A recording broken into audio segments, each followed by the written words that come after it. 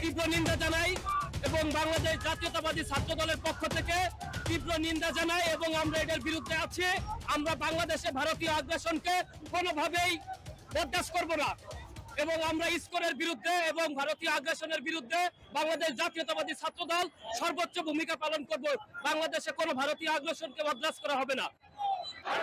বাংলাদেশ 17 বছর স্বৈরাচারের বিরুদ্ধে লড়াই করে স্বাধীন হয়েছে।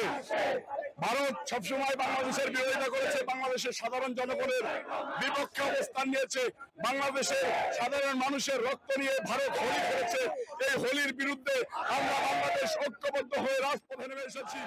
দিল্লির ওই মোদি খুনি মোদি রাস্তাটা ভেঙে দেবো, গুড়িয়ে দেবো ইনশাল্লাহ।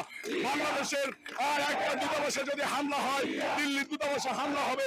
বাংলাদেশের উপরে যদি একটা গুলি চলে, বাংলাদেশ থেকে 10টা গুলি চলবে। বাংলাদেশে যদি একটা হামলা হয়, ভারতে 10টা হামলা হবে ইনশাল্লাহ।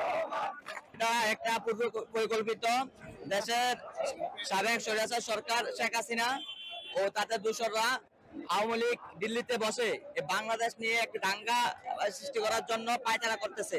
আমরা ইতিপূর্বে লক্ষ্য করেছি যে আমরা দেশের ইসকন একটা ইস্যু, বিভিন্ন ইস্যু, অটো রিক্সা ইস্যু, বিভিন্ন ইস্যু নিয়ে আওয়ামী লীগ এবং তাদের দোসররা দেশের মধ্যে একটা অরাজকতা সৃষ্টি করতেছে। মমতা ব্যানার্জি আসলে কালকে যে উদ্দেশ্যপূর্ণ যে ব্যবহারটা করেছে, যে কথাটা উনি বলেছে, এটা আসলে ওনার সাথে কোনোভাবে যায় না। আমরা এতদিন ওনাদের সাথে যে একটা ওনারা মনে করছে যে বাংলাদেশে হাসিনা সরকার ক্ষমতায় আছে, হাসিনা সরকারকে ওনারা যেভাবে পুতুল সরকারের মতো নাচিয়ে যেতে পারছে, এখন ওনারা মনে করতেছে ওনারা আমাদেরকে সেভাবে নাচাতে পারবে।